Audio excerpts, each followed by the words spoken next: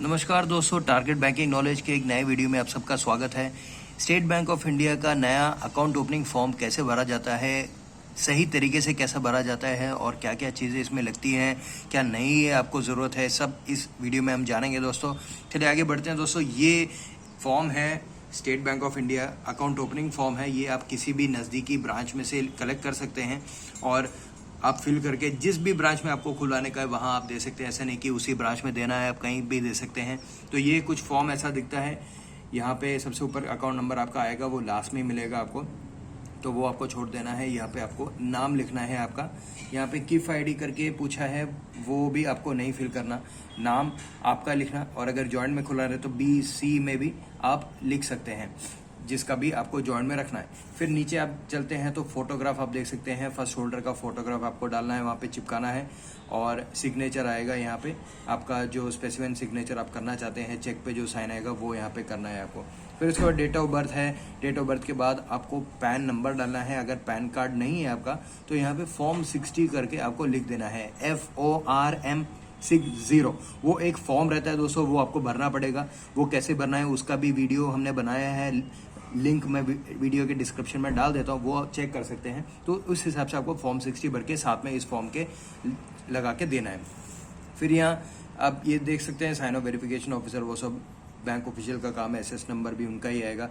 फिर यहाँ पे एड्रेस है, जो भी आपका करस्पॉन्डेंस एड्रेस है, जो आप जिसका आपके पास की प्रूफ हो वही आपको यहाँ लिखना है। ऐसा नहीं कि आप यहाँ वही एड्रेस लिख देंगे जहाँ पे आप अभी रहते हैं लेकिन कोई प्रूफ ही ना हो, तो वो एक्सेप्ट नहीं होगा। आपका एड्रेस जो आधार कार्ड पे हो या कुछ और बाड़ा करार आपने बनाया हो, आपके नाम से लाइट बिल आता हो, तो वो एड्रेस ही आपको यहाँ मेंशन करना है। फिर उसके बाद नीचे चलते हैं तो यहाँ पे मोबाइल नंबर आपको डालना है, मोबाइल नंबर यहाँ डाल दिया है।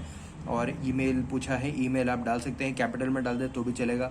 सेविंग अकाउंट टाइप क्या है, अगर सेविंग अकाउंट खोल रहे हैं तो SBA आएगा और कुछ आपको लिखना नहीं है। अगर आप करंट अकाउंट खोल रहे हैं तो आपको यहाँ पे CA लिखना पड़ेगा, मतलब करंट अकाउंट।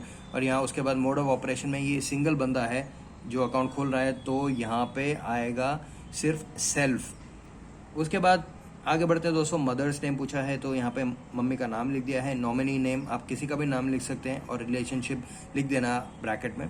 फिर यहाँ डेट ऑफ बर्थ उनका पूछा गया है, क्योंकि आपका तो ऑलरेडी यहाँ पे आ चुका है, तो यहाँ पे नॉमिनी का डेट ऑफ बर्थ पूछा गया है। उसके बाद डॉक्यूमेंट्स की तरफ चलते हैं दोस्तों। कोई भी दो आपके पास ID और एड्रेस प्रूफ होने चाहिए। ID प्रूफ वो होता है जिसपे कि आपका फोटो आता हो, एड्रेस प्रूफ वो होता है जिसपे कि आपका एड्रेस आता हो। तो यहाँ पे कौन कौन से ऐसे डॉक्यूमेंट्स हैं जो आप ID में दे रहे हैं, तो ये जो इंडिविजुअल है वो पैन कार्ड दे रहा है तो हमने पैन कार्ड पे टिक कर दिया, वोटर ID भी दे रहा है तो वो उस पर भी टिक कर दिया है। अब उसके अलावा अगर कोई आधार कार्ड है, ड्राइविंग लाइसेंस है, तो वो उस पर भी आप टिक कर सकते हैं। अब यहाँ पे एड्रेस प्रूफ पूछा गया है, तो एड्रेस प्रूफ में अगर आप आधार कार्ड दे देते हैं, वोटर ID दे देते हैं, ड्राइविंग लाइसेंस दे देते हैं, तो उन सब पे एड्रेस आता ही है, तो इन सब में से किसी की ज़रूरत नहीं है। अगर जैसे आपका करस्पॉन्डेंस एड्रेस अलग है, आप रहते हैं पंजाब में और आप एड्रेस दे रहे हैं दिल्ली का, तो दिल्ली का जो एड्रेस प्रूफ है, जो टेम्पररी एड्रेस प्रूफ है, जैसे कि लाइट बिल हो गया, अकाउंट स्टेटमेंट हो गया, credit card statement, salary slip, तो इनमें से कोई जो भी आप सबमिट कर रहे हैं उस पर आपको यहाँ टिक करना है। अब आगे बढ़ते हैं दोस्तों। इतना था फर्स्ट पेज में। अब सेकेंड पेज में आपके कुछ और डिटेल्स आएंगे। तो सबसे पहले कि वो पूछते हैं कि आपका क्या अकाउंट है ऑलरेडी SBI में, अगर है तो उस पर आपको टिक करना है यहाँ पे, अगर नहीं है तो यहाँ I do not have account with SBI। क्योंकि अगर आपका ऑलरेडी SBI में अकाउंट है तो अकाउंट ओपन करने का प्रोसेस अलग हो जाता है। आपका जो किफ ID है, जो किफ ID हमने यहाँ पे देखा, पिछले पेज पे भी देखा, किफ ID है वो ऑटोमेटिक फैच हो जाएगा और तुरंत आपका अकाउंट खुल जाएगा। तो अगर ऑलरेडी है तो वो बताइएगा, और आपका जो किफ ID है आपके पासबुक में आप देख सकते हैं, वो किफ ID आपको यहाँ पे मेंशन करने का। अगर आपके पास नहीं है तो कोई बात नहीं, अकाउंट नंबर भी आप दे सकते हैं। फिर आगे बढ़ते हैं दोस्तों। यहाँ पे उसके बाद पूछा गया है कि किस तरह के आप कस्टमर हैं, या आप कस्टमर पब्लिक कस्टमर हैं या सीनियर सिटीजन है या स्टाफ है। तो ये पब्लिक कस्टमर है तो उस पर टिक किया है। रेसिडेंशियल स्टेटस में अगर आप NRI हैं या इंडिया में रहते हैं तो रेसिडेंट इंडिविजुअल आएगा। यहाँ पे नाम डाल दिया है, नाम के बाद डेट ऑफ बर्थ वापस पूछा है, जेंडर पूछा है, मैरिटल स्टेटस पूछा है, फिर आधार एनरोलमेंट नंबर पूछा है। तो आधार कार्ड तो ऑलरेडी है तो इसलिए एनरोलमेंट नंबर की ज़रूरत नहीं है। फिर पापा का नाम पूछा है, मम्मी का नाम पूछा है, उसके बाद ये कुछ छोटी छोटी डिटेल्स है, आपको टिक करते जाना है। नेशनलिटी कहाँ के हैं आप, सिटीजनशिप इंडिया के हैं या कहीं और के हैं। ऑक्यूपेशन, अगर आप सैलरीड है तो सर्विस पे टिक करना है। अगर आप कोई प्रोफेशनल है, डॉक्टर हैं, वकील है, तो प्रोफेशनल में करना है। अगर आप खुद से बिजनेस करते हैं तो यहाँ पे डाल दीजिएगा सेल्फ एम्प्लॉयड। अगर हाउसवाइफ है तो यहाँ पे, सीनियर सिटीजन है तो रिटायर्ड में डाल देने का, है ना। तो ऐसा अगर गवर्नमेंट सर्विस है तो यहाँ टिक कर देने का। फिर आगे बढ़ते हैं कि आप टैक्स कहाँ पे भरते हैं। अगर आप इंडिया में ही भरते हैं तो आपको येस करना है। अगर आप इंडिया से कहीं और बाहर भरते हैं, आप अमेरिकन सिटीज़न है वहाँ पे भरते हैं, तो आपको यहाँ नो करना है। और अमेरिका का जो पैन का इक्विवेलेंट होता है, जैसे कहीं जगह टिन नंबर आता है, तो वो आपको यहाँ पे डाल देने का है, अमेरिका का या जो भी कंट्री में आप काम करते हैं जहाँ पे आप टैक्स भरते हैं। फिर यहाँ पे new Delhi city of birth है, फिर कंट्री ऑफ बर्थ इंडिया डाल दिया है।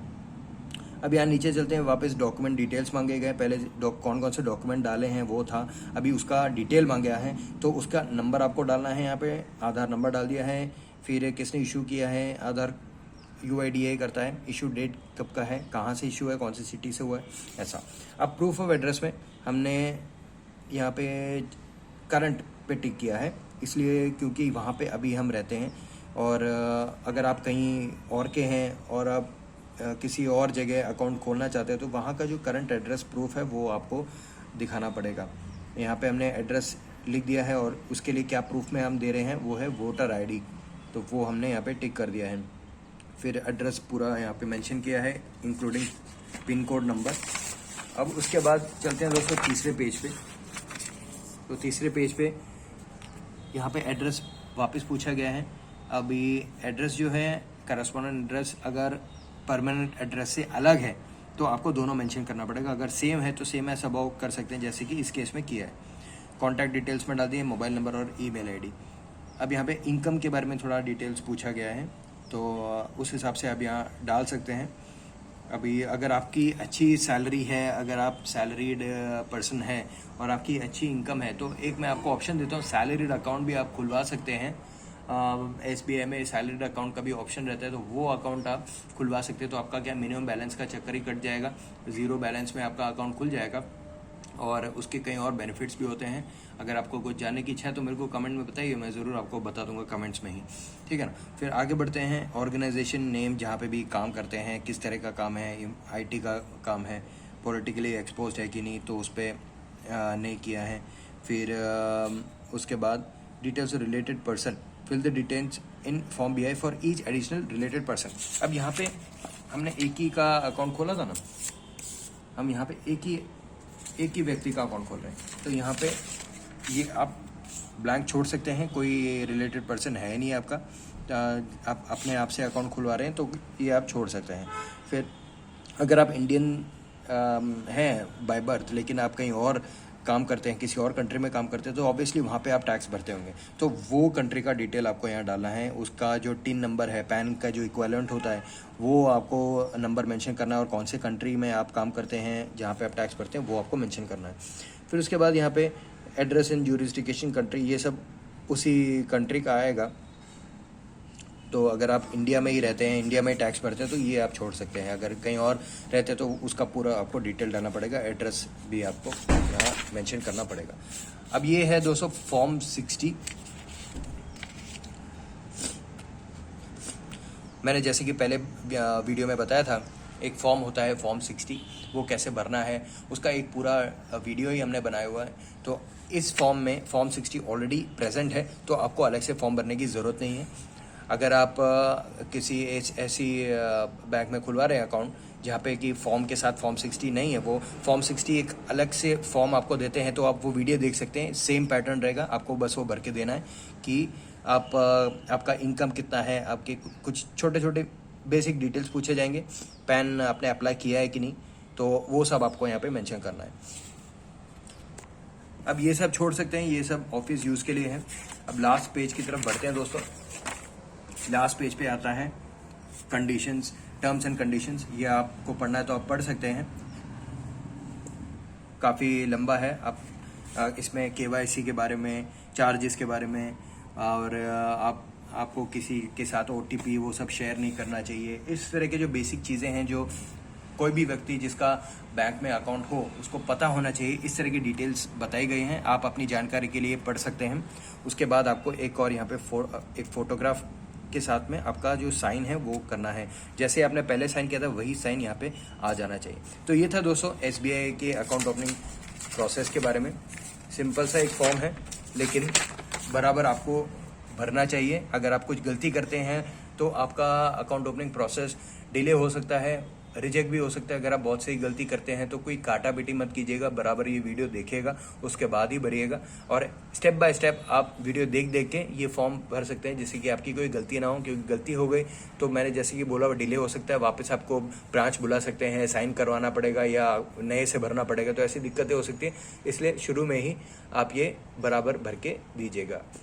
चलिए दोस्तों, कुछ आपको ज़रूरत है तो मेरे को कमेंट सेक्शन में बताइए, मैं आपकी ज़रूर हेल्प करूँगा।